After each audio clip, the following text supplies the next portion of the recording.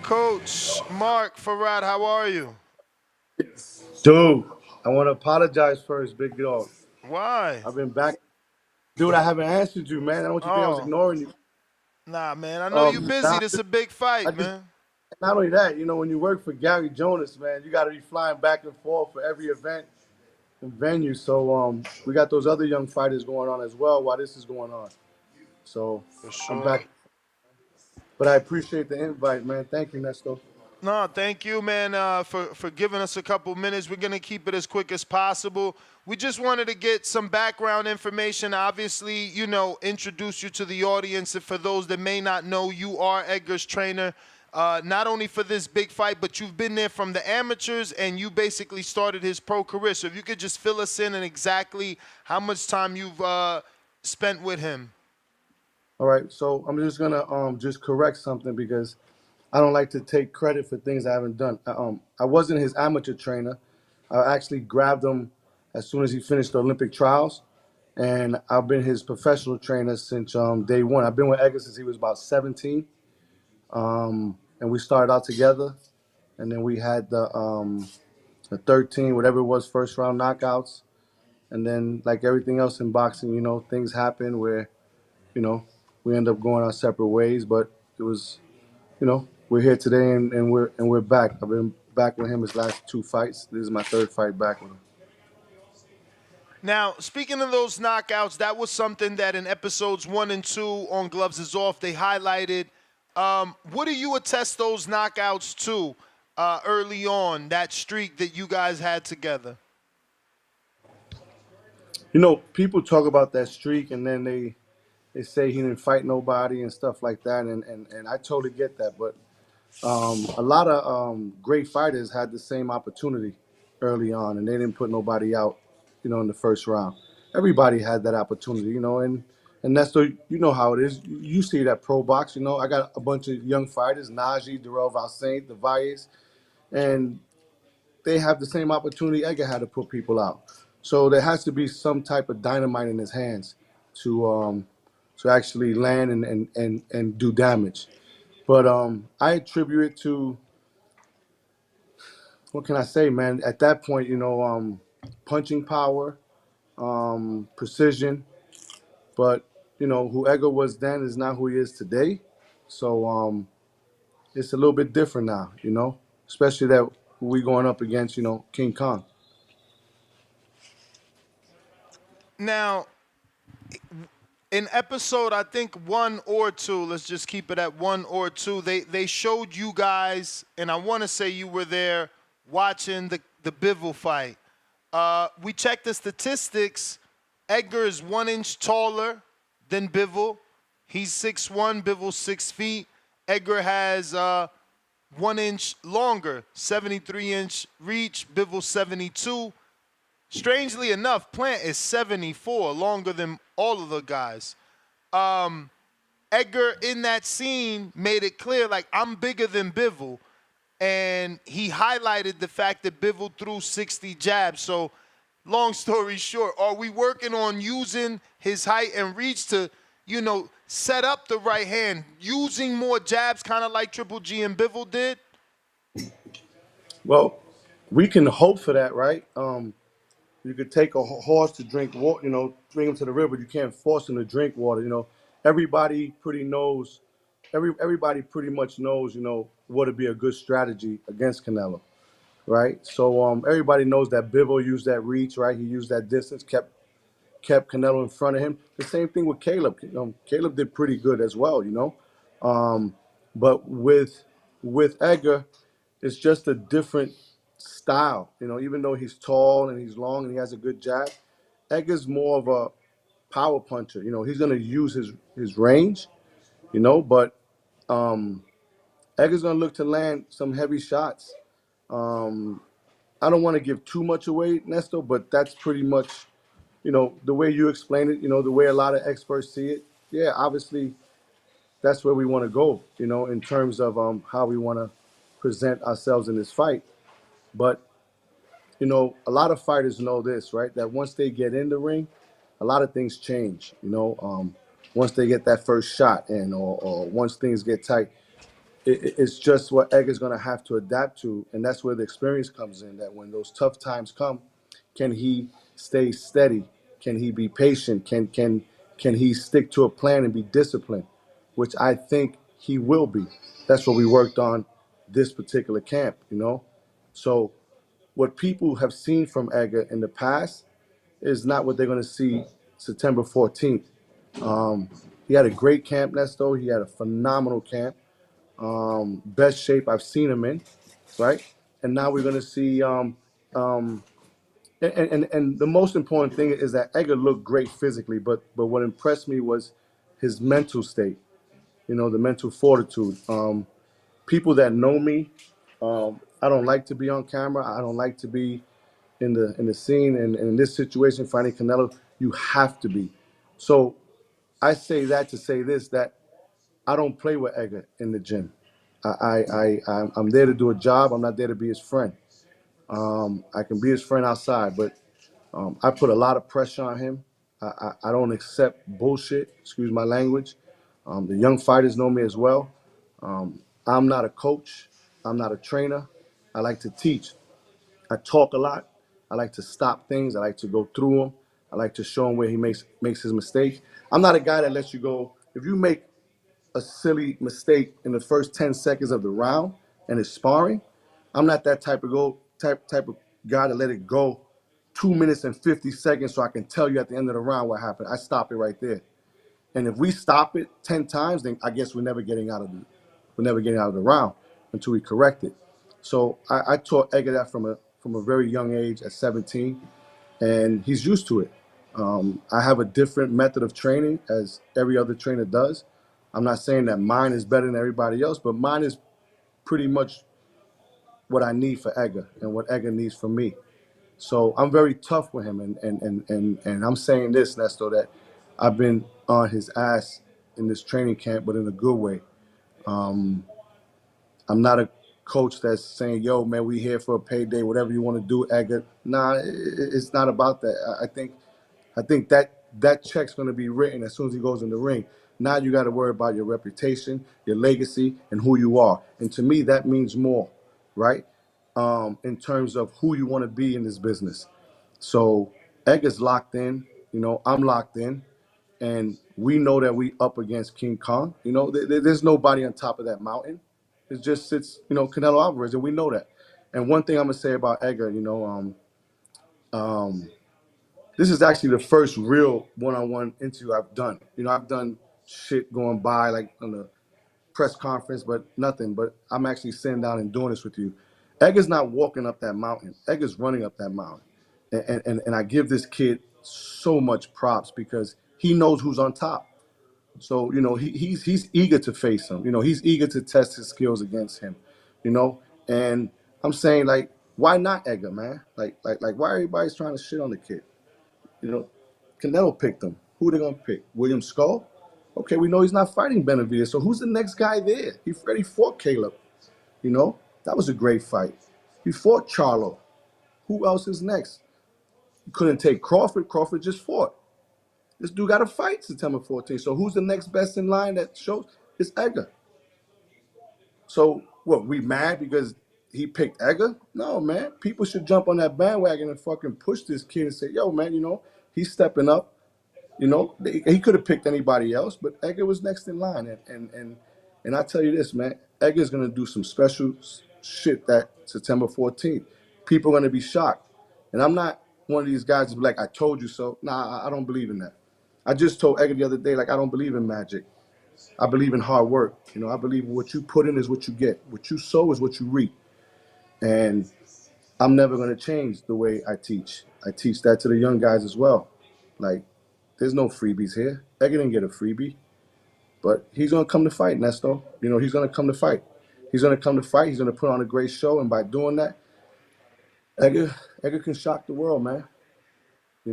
And I say can because that night he needs to be mentally ready, like mentally, not physically, man. Physically, he's stronger than Canelo. He's faster than Canelo. He's younger than Canelo. He's taller than Canelo. He has more reach. We all know that. We all know it comes down to the discipline and your intelligence. And I know Canelo's going to be patient. Canelo's not going to be this guy's going to come out and swing with Edgar in the first round. Kidding me? Like, that's a firefight. So Canelo's going to be patient. Canelo's going to wait for Edgar. He's going to wait to see what Edgar does. He's going to, he's going to look to counter. He's going to wait for him to make that mistake. Then he's going to see how Edgar responds when he makes a mistake and he makes Edgar pay. Canelo, keep this in mind. That motherfucker had 25 world championships defenses. That's more than Edgar has fought as a pro. So he's going to take what into that ring? His experience, his intelligence, the same shit that he earned from fighting the Golovkins, fighting the Floyds. That's what Canelo got from that. So now he's using it. So we're going to see something really, really great come September 14th. Do you think that Edgar pissing him off has played into your game plan and Edgar's game plan, or has that made things worse? Because some feel like, quote unquote, Canelo carried Munguia, and that's why he didn't stop him. And now he's saying verbally to you guys, I'm not gonna have compassion. So is he gonna come out like a bull, or do you expect him to come out with that experience and patience that you just spoke of? That's a good question, Nesto. So there's two parts to that. One, I truly believe he had compassion on Munguia. Like, if you study boxing, after he dropped Munguia was hurt. He never put the pedal to the metal on him. He kind of like drifted through, let Munguia get back in. So I truly believe he had compassion on Munguia, and he said it in that press conference. Why would you say on you, Edgar, for you, I'm not gonna have compassion? So you had compassion on the other guys, but I told Edgar from the beginning, like, this dude ain't gonna have compassion on you. This dude's Mexican, you Puerto Rican. You think he gonna let a Puerto Rican take the throne? You kidding me? So I don't think, Edgar was showing him some respect in the beginning in terms of, like, he got the fight, he got this, he got that. But once the gloves are off and we're about to fight, like, I'm not showing you no respect. That's you're in the fight game. And did he piss him off? Well, I hope he did, right? Because now when Edgar wins, we're not going to hear him say, well, you fought an old Canelo. You got, Canelo's coming right. Like, Canelo ain't playing, right? Called him, he didn't only piss him off. He called him an old man, which is like, he called him an old man. He said, I'm taking your spot. So we're going to get the real Canelo. We're going to get the best that we've seen him in his last few fights. He's coming to crack Edgar's head, but Edgar's going to come and do the same. Like, this is going to be perfect, and that's why I don't think he's going to come out and fight Edgar immediately. I don't think so. I think he's going to be patient. He'll put pressure on cutting the ring. He'll look, to execute in close range. He'll look to counter. He'll look to do his feints. His changing eye levels. Do I go up? Do I go down? Where I'm going? But we have something for that. And the only thing that I'm looking forward to, and I want to see it, I want to see when Edgar touches him. And not because Edgar's my fighter. Edgar has dynamite in his hands. Dynamite. And when Edgar touches him, we'll see what happens, Like Bill Parcells always said when he coached the Giants, right? Everybody was, when he had Lawrence Taylor, he was like, hey, man, you got all the offense you want, but when LT hits you, I want to see him when he smashes you in the mouth. I want to see exactly what you do. So we know who Canelo is. Listen, we're not pulling nobody's leg here. The dude's great, man. Like, are you kidding me? Like, for me to sit here and bash that guy, dude, I got to be an idiot. This dude is one of the greatest fighters in our era, and defensively. But at the same time, dude, it comes a time where, you got to give the throne up. Someone's got to come through. Somebody. And why not E? And I'm just curious. I want to see when E touches him. And he has a great defense. He don't have a good defense. Canelo has a great defense. But I'm pretty sure that we're going to get to him. And I'm pretty sure that the Mexican and Puerto Rican blood is going to spill over because they're going to start exchanging. Canelo's not going to back down, and neither is Edgar. So it's going to be a fan-friendly fight, a good fight. But I think that my guy is going to be the best that I've ever seen it. So Should Edgar have patience? I mean, in the McCory fight, I was there live. He got the job done, but the right was telegraphed.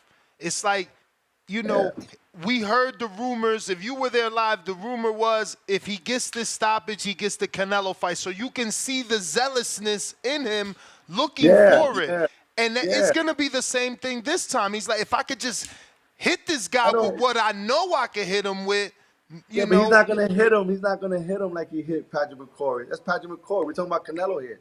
If he telegraphs anything, he's gonna be shadow boxing. Okay. So, right? Because that's what you've seen. We all seen it. But when they seen Edgar have a little bit of patience, they're like, "What's going on?" But that's part of growth.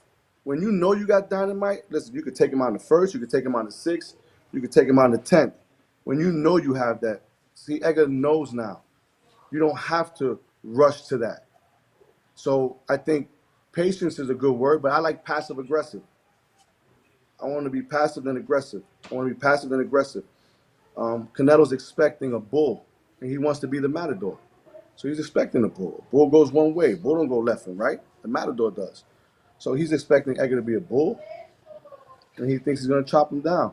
But yes, you can look at the Patrick McCoy fight and find a million things. We know how the social media is, but we also know how everybody has a right to their opinion, and we can pick things out. Like I'm pretty sure there's people pick on Floyd and say this about Floyd and that, but you know, Edgar has a chance to join that word of greatness for this fight. If he beats him, he can be a great fighter. He could go down as one of the greatest in Puerto Rico. So this is not a regular fight, Nesto, right? This is not for a title. This is not he's fighting Caleb or he's fighting Morrell. He's fighting the face of boxing. That 90% of people know he's the face of boxing.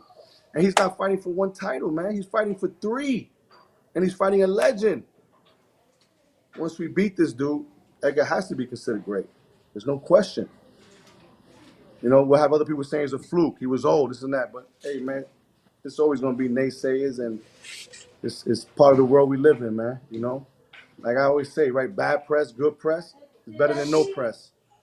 So we're ready for all that, man. The best we. Absolutely.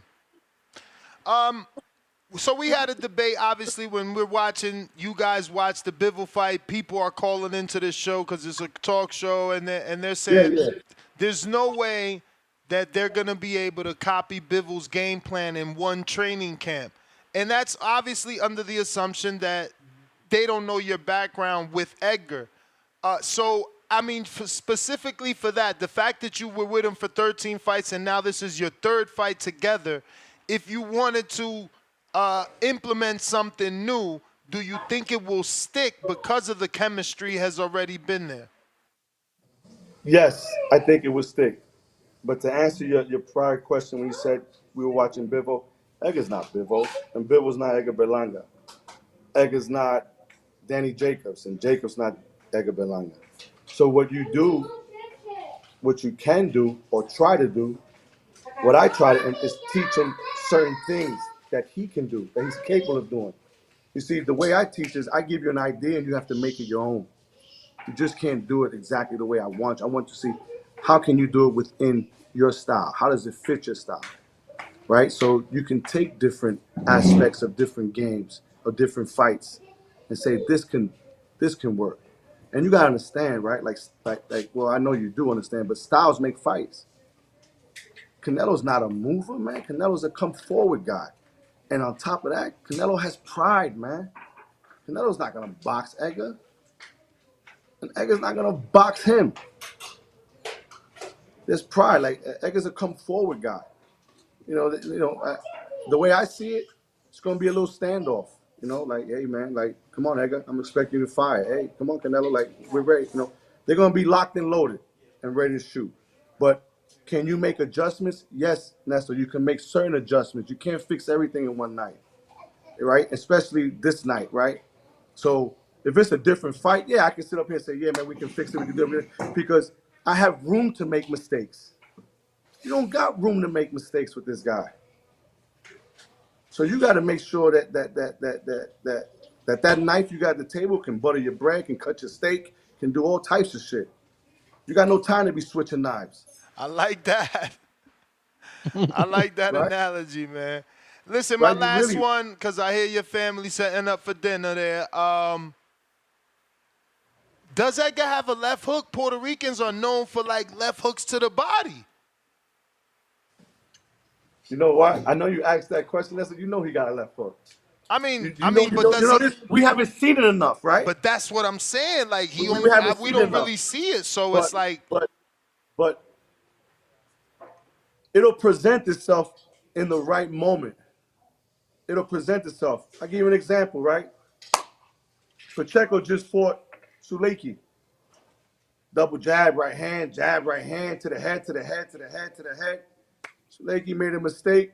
A body shot presented itself. He just placed it. Fight was over. Situations, right, present itself for different shots. You know, I don't want him looking for a shot that's not there. But he's locked and loaded to drop that shot, to drop that hammer, whether it's behind the elbow, whether it's up the middle, whether it's between the elbows. So Edgar has the power in both hands to do that. You know what? Just because you said that, you might see something great in the left hook. And then I'm going to hit you back and you're like, there's the left hook. Or there's the body shot. But it's like everything. You know, you could plan. And then when you actually get to the fight, shit changes. You got to make adjustments and stuff. But he does have a tremendous left hook. And he could go to the body as well. Very hard. You know, but is Canelo going to allow that? Right? Are we going to force it? And when you force situations, things don't work out. You got to be patient, intelligent. But while you're patient, you're busy. You're keeping them occupied. You know what I mean? Just like he does. You know, he's not busy with jazz, but he's busy with movement. He's busy with steps and feints and here and there. You know, he's letting you see different angles, and he's waiting for different shots. You know, so we got. Listen, man, I'm no magician, you know, but I like to study. I like to be challenged, and what better challenge than dealing with a team that is great, that is legendary, right? You know, him and Reynoso and his guy. And I'm not sitting here, you know, praising them. They have the right accolades. It's there. You know, everybody feels it, but it's gonna make me good. It's gonna make me study. It's gonna make me go harder, you know, as opposed to just sitting there and be like, yeah, my guy's coming. We're ready. Let's go. We're gonna drop. Yo, Edgar's a big. Nah, it's bullshit, man. You got to put work in, man. You got to really study who's in front of you, man, and you got to find something that nobody else found. Nobody else found. And how does that happen? Man, you got to be in that matrix. You got to have that third eye, man. So let's see. Let's see what happens. I'm saying my guy's ready. Canelo's saying he's going to walk right through him. My guy's saying he's going to walk right through him. I guess we all going to sit there. We're all going to be fans September 14th. You know? I'd rather be a fan. I'd rather be like, shit, I didn't see that coming. That was some special shit you just did, E. So what I'm saying that this kid's going to do something special, Nesto, I'm telling you. I'm telling you. are you not in Vegas yet? Yeah, I'm in Vegas. Oh, okay. Yeah, we had a B&B. we had a house. Yeah, we Nice, had a house. nice. All right, coach. Well, you got something, Tone? I heard you. Yeah, yeah. I got two questions. You were speaking of mental fortitude earlier, and I was wondering what have you told Edgar about, because this is a big fight, like you said. He's fighting Godzilla. He's fighting the face of boxing, an all-time Hall of Famer. He's going to come out first. He has to sit there and watch Canelo come out with the corridos playing. It's in Las Vegas, the T-Mobile Arena, the house that he currently built right now. How do you tell him to be prepared for that moment? And how do you feel when people say that the stage might be too big or lights might be too bright for Edgar? You know what? You just gave me the easiest question. Nestor was giving me hard as shit. That's easy. You know why? This kid right here, this is one thing. This kid right here is built. You watch September 14th. That's gonna be banging. This kid's built for that. The music, the people, the lights. I mean, his that's when he's at his best. Like when he's alone with me, I'm drilling him. Like he's like going, his ass is dragging through the sand. The minute the lights go on, people there, oh, this dude goes levels up. Levels. When I say levels, I'm gonna remind you too. I'm like, yo, what do you think about him? He's gonna like that shit's not gonna affect him. Oh, he's coming out with his own beat. And he knows. He knows that shit is all show. Those first 10 minutes is to entertain the crowd. When I pop that mouthpiece in his mouth, it's time to entertain me and you. Like, you got to do what I want you to do. Like, this is about me and you now. That right there was for the crowd. Canelo ain't fucking show you up. That shit ain't bother you. But he's ready, man. Wait, Coach. When you say he ain't show you up, who's walking that guy out? Can't tell you, man. Come If I on, tell Coach. you that, you won't even see me in the corner. Bro, That motherfucker will fire me. Does it rhyme with Panky? I can't do nothing. Nestor, don't even go there. Whoever you have in mind, you can't even go there. Yo, I got his father pointing at me right now. Yo, I got his main man, pretty boy Pablo pointing at me right now. I got everybody got the guns at me. There's a meme right now going around of a scene of a movie, and they're saying it's Fat Joe arguing with Edgar because Edgar decided to bring Daddy Yankee out instead of Fat Joe. So it's like Fat Joe choking Edgar. Because everybody's, we don't know who he's going to bring. People thinking Daddy Yankee, they thinking Fat Joe, they thinking Bad Bunny. We don't know. Nah, but I'm going to be on a serious note, and it's true. You see all those memes, right? And it's great for entertainment. This is the truth. And you can even ask Edgar when you have the chance. Nobody knows that shit he keeps to the vest. Like, and you know what? And I respect that kid to do that. Like, and I'm close to him. His father's close to him. Like, he keeps everything to the vest. Maybe the only guy that would know is his dad, right? But he doesn't tell nobody. Like what he has in mind or what he's wearing, I don't even know what he's wearing, right? Like, I get to see this shit, like, on Friday, the colors we wearing. I don't even know. Who's walking him out, who's singing the national anthem. All that shit is designed by him, man. And I'm going to tell you something, man. He's a marketing genius, man. What that kid does to put himself in the eye of the social media or the eye of the storm, like, that's all designed by him. There's no public relations. There's no people assist him. Like, that shit's all him. Bro, and you seen the picture of him at the football game? Yeah. That's crazy. Yeah. And it's so crazy, right? Now check this out, Nesto. How the fuck does that happen? Word. He was just there, and the dude scored a third touchdown, and he's right there. Fucking crazy. Like, how does that happen? And you know what's so funny? I was up in the skybox, right? We were up there, and he was like, let me just scroll down to the field. I want to get a little closer to feel the vibe. The motherfucker ends up right where the motherfucker caught the touchdown. Yeah, that's crazy. Yeah. Hey, that could be the sign from God. That could be the first sign, baby. Don't even go there. The sign is the work he put in. Let's go. That motherfucker got to work, and he put the work in. God got you the opportunity, Edgar. But God ain't fighting Canelo. That's up to you. So he put the work in, and he going to be ready for Canelo. I'm guarantee you, man. And I'll be seeing you at Pro Box because you always at Pro Box, Yeah.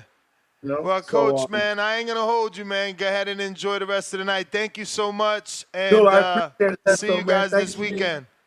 And thank you for being patient with me, man. Nah, no worries. No worries. Appreciate it. All right, man. Thank you, brother. Right. There you have it, ladies and gentlemen. Coach Marc Farrait, the trainer of Edgar Berlanga.